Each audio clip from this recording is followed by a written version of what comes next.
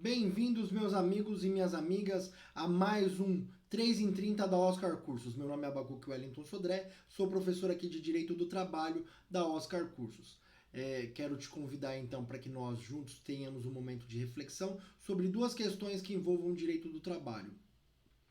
Nesse momento, gostaria, antes de analisarmos as questões, que você se inscrevesse no canal, ativasse o sininho para receber as notificações dos nossos vídeos e publicações, bem como se você desejar receber um material inteiramente gratuito, que você faça aí o preenchimento do formulário que se encontra no link da descrição do seu vídeo. Dito isso, eu quero dizer que o nosso método é o 3 em 30, 3 meses de estudos em 30 dias, cujo meio de estudo, a forma de estudo, constitui a busca, o encontro da mente do examinador. E como se faz a busca ou o encontro da mente do examinador? Se faz da seguinte forma, realizando questões, respondendo questões, resolvendo questões dos exames anteriores, porque você identifica qual é o tipo de racionalidade que o examinador tem na elaboração das questões e como ele espera que você encontre a única alternativa correta. Ok, meus amigos e minhas amigas? Então, dito isso, para não perdermos mais tempo, vamos diretamente ao estudo ou análise da questão, da primeira questão que diz respeito ao direito do trabalho. Vamos lá então, meus amigos? Primeiro aspecto, vamos lá. Negociação coletiva é o tema. Foi extraída essa questão do exame unificado da OAB, FGV, número 29. O que diz o enunciado deste exame número 29 da OAB? Os empregados de uma sociedade empresária do setor metalúrgico atuavam em turnos ininterruptos de revezamento, cumprindo a jornada de 6 horas diárias, conforme previsto na Constituição Federal, observado o regular intervalo.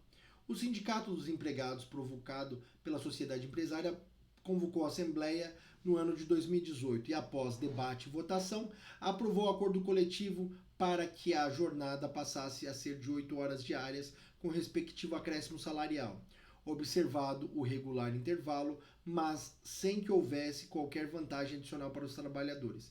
Diante dessa situação, de acordo com a previsão da CLT, afirme a alternativa correta.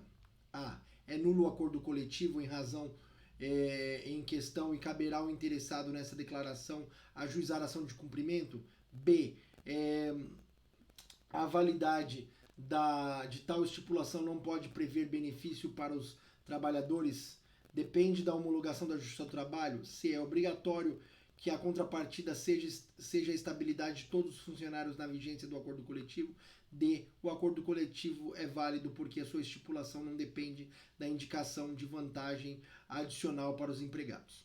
Então, observando aqui meramente as alternativas estabelecidas pelo nosso examinador, nós já podemos extrair uma alternativa como incorreta. Primeiro, a validade a B diz: a validade de tal estipulação não pode prever benefício para os trabalhadores. Por não prever benefício para os trabalhadores, depende de homologação da Justiça do Trabalho. Aqui está dizendo que o acordo coletivo depende.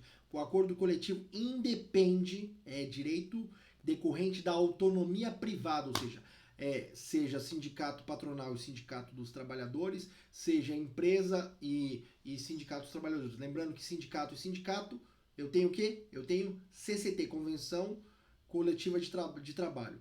Com empresa e sindicato de classe, tenho ACT, Acordo Coletivo de Trabalho. Então, nesse caso aqui, é um acordo coletivo de trabalho que vai permitir a extensão da jornada de 6 horas para 8 horas, mediante a remuneração adequada, ou seja, vai acrescentar 2 horas a remuneração e essas 2 horas vão ser acrescidas no âmbito da remuneração dos empregados. Então, nós já extrairíamos o item B porque tal questão independe a negociação coletiva independe de homologação pela Justiça do Trabalho. Bom, É a alternativa A. É nulo o acordo coletivo em questão e caberá ao interessado declarar ou ajuizar a ação de cumprimento. Não, a ação de cumprimento serve para o cumprimento do acordo, não para a sua declaração de nulidade. Então, neste caso, essa alternativa também estaria incorreta. Do ponto de vista da questão da estabilidade, ela é necessária, não é necessária? Seria necessária a contrapartida se houvesse ali uma retirada de direitos, uma redução de jornada. Imagine que fosse uma jornada de 8 horas e passasse a ser uma jornada de 6 horas com um corte salarial decorrente da redução parcial da jornada. Neste caso, é um acréscimo de jornada e há um acréscimo de remuneração. Então, não seria necessário a exigência de contrapartida. Daí a única alternativa correta ser, só apenas pela lógica aqui, meus amigos. Nós já conseguimos identificar que a alternativa correta é o acordo coletivo é válido, porque a sua estipulação não depende de indicação de vantagem adicional para os empregados. Então, aqui o acordo coletivo é válido porque a sua estipulação não depende de indicação de vantagem adicional aos empregados. No caso aqui, não precisa de vantagem adicional, em decorrência de ter o acréscimo não implicar em prejuízo. Então, só aqui nós já identificamos. Mas se nós tivéssemos que encontrar o fundamento de validade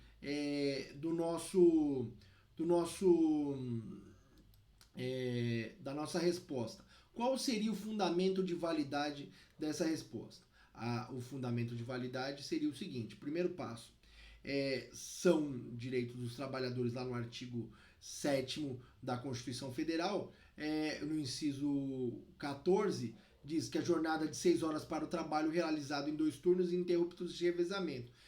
Então, jornada de 6 horas. Essa jornada ela pode ser majorada por quê? Como? Salvo negociação coletiva. Então, salvo negociação coletiva, quando ela é realizada por turnos ininterruptos de revezamento. Então, aquelas pessoas que trabalham normalmente no 6 por 14, 6 horas, das 6 às 14, das 14 às 22, das 22 às 6, no máximo, esse turno ininterrupto de revezamento exigiria que o trabalho máximo fosse de 6 horas, salvo que convenção coletiva. Então, a convenção coletiva pode estabelecer, então, o artigo 7º, inciso 14 da Constituição permitiria que a convenção coletiva tratasse dessa questão. Mas o nosso examinador está exigindo que você observe essa questão a partir da CLT. Se você abrir a sua CLT no artigo 611A, você vai encontrar lá que a convenção coletiva e o acordo coletivo de trabalho têm prevalência sobre a lei quando, entre outros, dispuserem sobre Então, aqui ela vai fazer referência ao próprio texto constitucional. Tiverem como pacto quanto à jornada de trabalho, observados os limites constitucionais. Então, se a Constituição, no artigo 7º, inciso 14, autoriza a negociação coletiva para ampliação de 6 horas para 8 horas, então, no caso, o 611A, também atendendo os limites constitucionais, autoriza ali o estabelecimento da jornada. E também no âmbito da jurisprudência do TST, não contente em fazer a fundamentação constitucional, a fundamentação legal, nós trazemos para vocês aqui também a fundamentação jurisprudencial. Súmula 423 do TST. Súmula 423 do TST diz o seguinte: estabelecida a jornada superior a 6 horas e limitada a 8 horas por meio de regular negociação coletiva, os empregados submetidos a turnos ininterruptos de revezamento não têm direito ao pagamento de horas extras, ou seja, não tem o acréscimo dos 50%, apenas o pagamento regular, digo aqui para vocês, das horas trabalhadas. Então nós temos a súmula 400 a nossa súmula aqui, a súmula 423 do TST, súmula 423, artigo 611A da CLT e artigo 7º, inciso 14, então artigo 7º, inciso 14 da Constituição Federal. Esses, meus amigos, então, seriam os fundamentos de validade dessa primeira questão, dessa nossa primeira questão. E da nossa segunda questão? Nossa segunda questão, ela trata do tema da prescrição. Então, o tema da prescrição, ele é objeto da nossa segunda questão. A nossa segunda questão tem o seguinte enunciado. Ela foi extraída do exame número 24 e estabelece o seguinte ponto. Um empregado de 65 anos foi admitido em 10 de 5 de 2021. Então, um empregado de 65 anos foi admitido em 10 de 5 de 2021 e dispensado em 10 de 1 de 2013. Então, ele trabalhou ali quase 2 anos.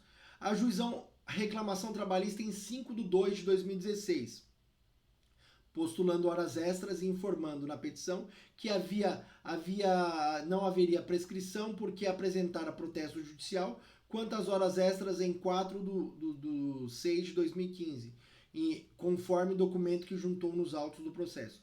Diante da situação retratada, considerando a lei e o entendimento consolidado do TST, assinale a alternativa correta. Então, nós temos aqui um empregado que trabalhou de 2011 a 2013, e ele ajuizou uma ação reclamatória, uma reclamação trabalhista, em 5 de 12 de 2016. Então, ali mais de 3 anos depois da sua dispensa. Ele alega que teria sido interrompida a prescrição em decorrência do ajuizamento de um protesto judicial, que interromperia a prescrição, mas esse ajuizamento ocorreu em 4 de 6 de 2015. 4 de 6 de 2015.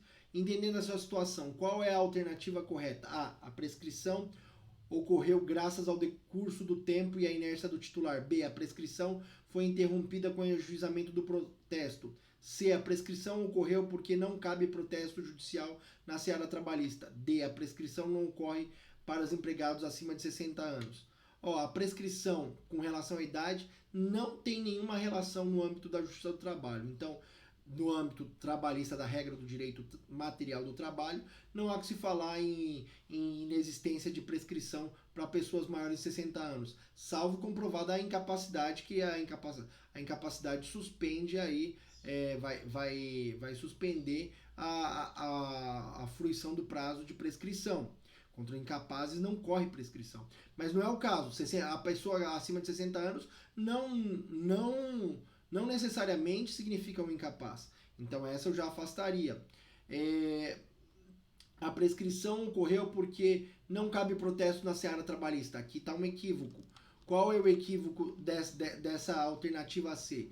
Porque a alternativa C, ela viola ali o que estabelece a OJ 392. Então, o OJ 392 estabelece prescrição, interrupção e ajuizamento de protesto judicial, marco inicial. O protesto judicial é medida aplicável à Justiça do Trabalho, ao processo do trabalho, por força do artigo 769 da CLT e do artigo 15 do CPC de 2015. O ajuizamento da ação por si só interrompe o prazo prescricional em razão da inaplicabilidade do parágrafo 2º do artigo 240 do Código de Processo Civil. Incompatível com o artigo 841 da CLT. Dessa forma, então, se a OJ 392 entende que é possível protesto judicial, ok, então a prescrição ocorreu porque não cabe protesto judicial, está equivocado. Está equivocado. E a prescrição foi interrompida com o ajuizamento do protesto. A prescrição foi interrompida com o ajuizamento do protesto. Aqui tá a pegadinha para você. É cabível nos termos da OJ 392 do TST, da SDI 1, a interrupção da prescrição por meio do ajuizamento do protesto judicial? Sim, é cabível. Só que nós temos uma questão importantíssima. Tem uma questão importantíssima. Qual a questão importantíssima que você pode observar? Se você observar aqui o nosso tema, nós vamos identificar o seguinte ponto, que a dispensa ocorreu em 10 de 1 de 2013, ou seja, 10 de 1 de 2015 teria ocorrido a prescrição. sendo que em 4/6/2015 foi ajuizado o protesto. Então a única alternativa correta é a alternativa A. A prescrição ocorreu graças ao decurso do tempo e à inércia do titular. Por quê? Nos termos do artigo 7º da Constituição Federal, inciso 29, a prescrição é de 5 anos, contados 2 anos do término do contrato de trabalho. É isso aí, meus amigos. Até o nosso próximo encontro.